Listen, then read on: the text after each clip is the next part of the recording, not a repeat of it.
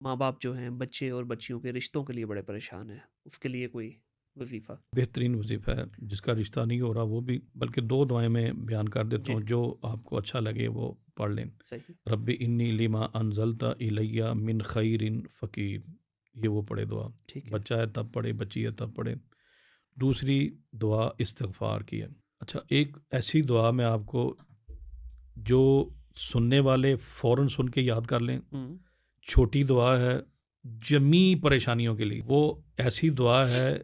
آپ نے قرآن پاک میں ایک واقعہ سنا ہے حضرت سلیمان علیہ السلام کا، ہوں، آپ کو پتہ ہے انہوں نے جنوں پہ بادشاہت کی ہے، جی، انسانوں پہ بادشاہت کی ہے، اڑنے والے پرندوں کے ہوں، بادشاہ تھے، بالکل، زمین پہ حشرات الارض جو ہوں، چلتے ہیں ان کی زبان بھی وہ جانتے تھے۔ بالکل ایسی، آپ نے یہ بھی سنا ہے کہ جن ان کے لیے سمندروں سے ہیرے جواہرات ہوں، نکالتے تھے۔ ہوں، آپ نے یہ بھی سنا ہے کہ جن ان کے لیے بڑی بڑی بلڈنگیں بھی بناتے تھے۔ اللہ سبحانہ و تعالیٰ نے اس امت پہ بڑا رحم فرمایا، ایسے ایسے انمول ہیرے جواہرات سے قیمتی وظائف قرآن پاک میں ہیں۔